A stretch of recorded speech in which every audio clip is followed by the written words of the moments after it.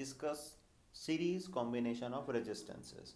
Today we will discuss parallel combination of resistances.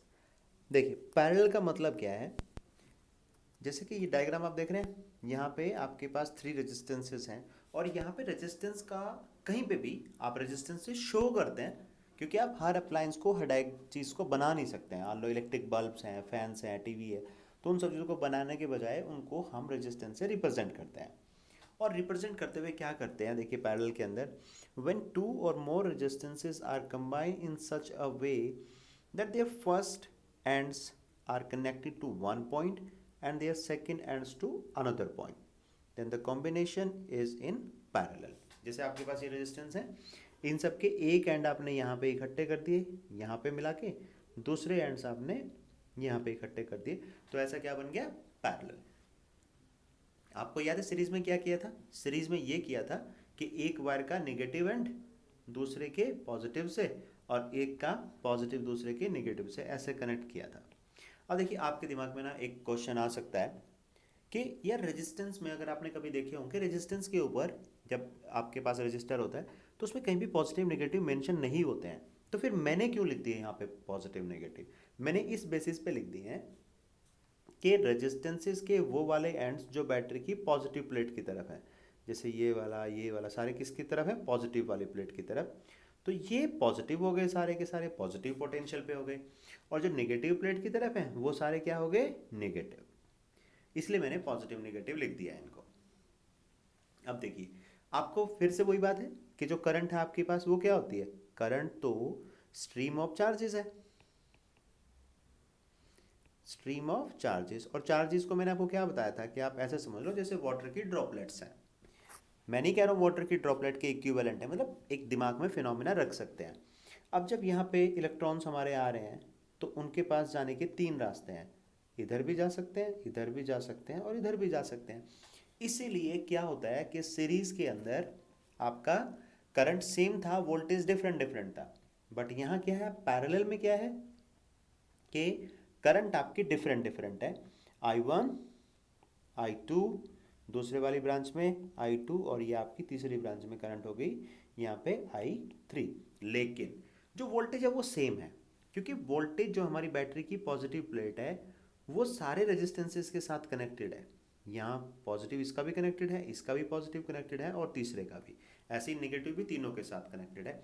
तो सबको equal battery की तरफ से एनर्जी मिलेगी करंट फ्लो कराने के लिए, लेकिन क्योंकि रेजिस्टेंस की वैल्यू अलग अलग होगी तो ओम्स लॉ जो होता है V is equal to I R, वहाँ से हमारे पास करंट आपकी अलग अलग आएगी, because I is equal to V by R. Current same है लेकिन आर अलग अलग है, तो ये हो जाएगा इन्वर्सली प्रोपोर्शनल टू आर, यानी जिसका रेजिस्टेंस जितना ज़्यादा उसकी करंट उतनी ही कम, यही मतलब बनेगा इसका। चलिए अब देखिए जो टोटल करंट है आपके पास वो तो सेम रहने वाली है, जितनी करंट बैटरी से निकलेगी वही तो डिवाइड होगी और बाकी वापस फिर से बैटरी पे ही चली जाएगी। तो I is equal to I1 plus I2 plus I3। तो I1 को मैं कैसे लिख दूं, क्योंकि R1 रेजिस्टेंस के लिए वोल्टेज वही है V, तो V अपॉन R1, I2 के लिए V अपॉन R2, I3 के लिए V अपॉन R3, और टोटल I को V अपॉन R लिख दूं। अगर ये जो R है R1 R2 R3, मैं इन तीनों का एक इकट्ठा रेजिस्टेंस लगाना चाहता हूँ कि भाई इन तीनों की एक्चुअल वैल्यू एक साथ कितनी आएगी, तो उसको मैंने लिख दिया V upon I is equal to V, ये बैटरी की वैल्यू, अपॉन R इक्विवेलेंट, तो is equal to V upon R1 plus V upon R2 plus V upon R3। अब V आपका क्या हो जाएगा, कैंसिल, कॉमन लेके आप कट कर दो, तो क्या बचेगा आपके पास 1 upon R equivalent plus 1 upon R2 plus 1 upon R3। It means parallel combination के केस में जो आपका इक्विवेलेंट रेजिस्टेंस होगा वो उन रेजिस्टेंसेस के जो आपने पैरेलल में कनेक्ट किए हुए हैं उनके रेसिप्रोकल को लेके हम सम करेंगे, तो आपकी क्या आ जाएगी, इक्विवेलेंट वैल्यू आ जाएगी रेजिस्टेंस की। अब देखिए अब हम देखते हैं कि इसके एडवांटेजेस क्या क्या हैं पैरेलल के। देखिए reciprocal of the equivalent resistance of resistances connected in parallel is equivalent to the sum of reciprocal of these resistance, ये तो मैंने आपको बता दी है बात। अब देखिए इसका फ़ायदा क्या है पैरेलल का, जितने भी आपके घर में अप्लायंसेस लगे हुए हैं आपके घर में जितने भी अप्लायंसेस लगे हुए हैं, एक तो हर एक को इक्वल वोल्टेज मिलेगी। इस बात को ऐसे समझो, सारे रेजिस्टेंसेस को, जैसे टीचर होता है क्लास में, वो सब बच्चों को एक जैसा पढ़ा रहा है। अब कौन सा बच्चा कितना ड्रॉ करता है वो उस रेजिस्टेंस की, उस बंदे की अपनी कैपेबिलिटी है। ऐसे ही हमने सबको सेम वोल्टेज दिया है। यहाँ पे करंट किस में कितनी आ रही है वो रेजिस्टेंस की अपनी प्रॉब्लम है। All appliances can be operated independently, क्योंकि हर किसी के अंदर करंट अलग अलग जा रही थी, तो हर किसी के लिए अलग स्विच होगा, जैसे कि जनरली हमारे घर में होता है। फैन के लिए अलग, ट्यूब के लिए अलग, एसी के लिए अलग, ओवन के लिए अलग, हर किसी के लिए अलग अलग, तो सबका इकट्ठा चलने वाला कोई प्रॉब्लम नहीं है। Total resistance of all the appliances connected in parallel is decreased. आपने देखा कि जो रेजिस्टेंसेज आपने कनेक्ट किए हैं पैरेलल में, उनका इक्विवेलेंट कैसे आ रहा है, रेसिप्रोकल करके। और जब आप एक्चुअल रेजिस्टेंसेज को रेसिप्रोकल करके ऐड करते हो तो डेफिनेटली वो कम आएगा।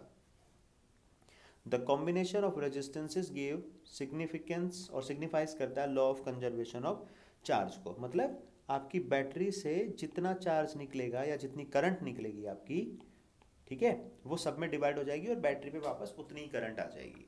तो इसको बोलते हैं हम law of conservation of charge. अब देखो पैरेलल में आपको क्या चीज़ ध्यान रखनी है कि करंट आपकी डिवाइड होती है, और डिवाइड किस हिसाब से होगी, रेजिस्टेंस के हिसाब से। तो ये बात यहाँ पे थंब रूल की तरह काम करती है कि I is inversely proportional to R। हमेशा याद रखना कि जिस ब्रांच का रेजिस्टेंस सबसे ज़्यादा होगा, उस ब्रांच की करंट जो है वो सबसे कम होगी। मतलब अगर किसी ब्रांच का रेजिस्टेंस मैक्सिमम है तो उसकी करंट जो होगी लीस्ट होगी। इस तरीके से आपको याद रखना है।